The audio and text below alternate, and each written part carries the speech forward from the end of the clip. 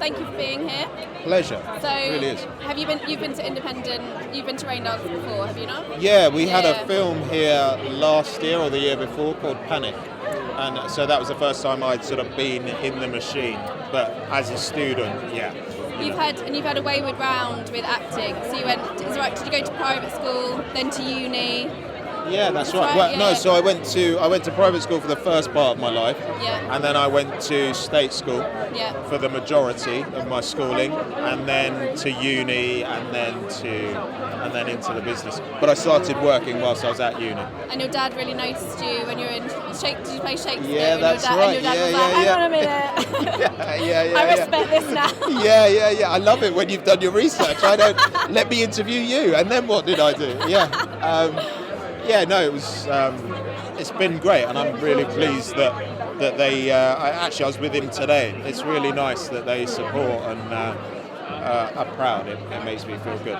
And is it Shakespeare that got you into acting originally? So was it first theatre you were really into before you then went down into the screen route, or? Yeah, completely. I guess I was just interested in storytelling, really, and all the different kind of shapes and guises that has, and I felt like I could study that at a higher level, and I felt like I could perhaps make a career out of it until someone told me otherwise. So a lot of our study in this country is kind of theatrical and stage based. So it wasn't until I actually got my first job in front of the camera that I started sort of becoming aware of the screen. Because was it performing arts? You trained? That's right. Arts, yeah. Performing arts at Middlesex. Yeah. So if anything, you had a nice view into not just straight acting, so you could see which way you wanted to go a bit more. Yeah, I would say that was essential, like a sort of a bedrock, if you will, in my foundation. That because. It just really opened my eyes to stuff outside of the soaps that I was watching as a teenager, So, and what are you up to at the moment? What's keeping you busy? I'm doing, and I've just had this from, what's this chap's name here? Do you know? I've just had this. So I'm doing a film here, and I'm not sure if I can talk about it because I've just signed a non-disclosure, and I was like, what does that mean? Does that mean I can't say it? So I'm doing a film here.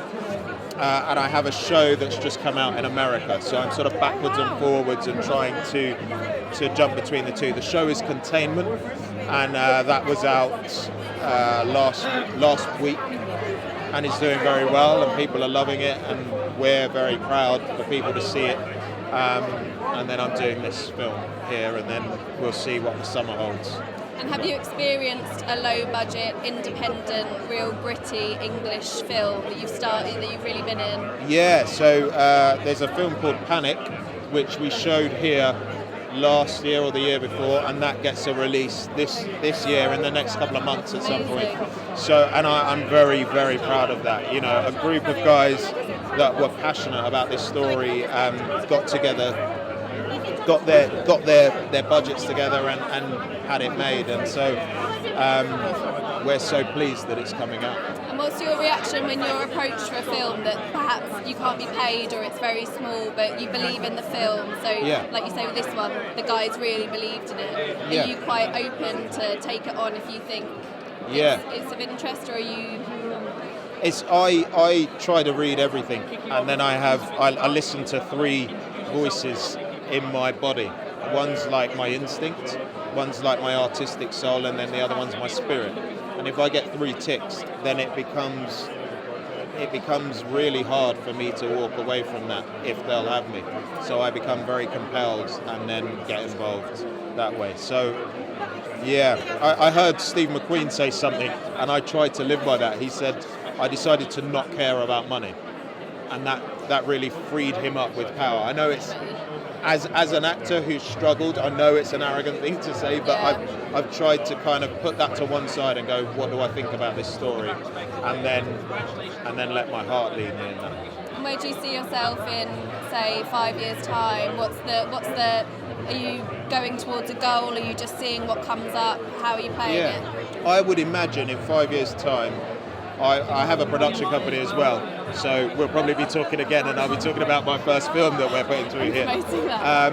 But I would imagine we would have produced a couple of things, and then I may feel comfortable enough to go behind the camera and start directing. That would be amazing. But it will start very small, and I'll learn, and then They do courses at Raindance, so you can learn to direct with Raindance. I love that. I'll be there. So homegrown.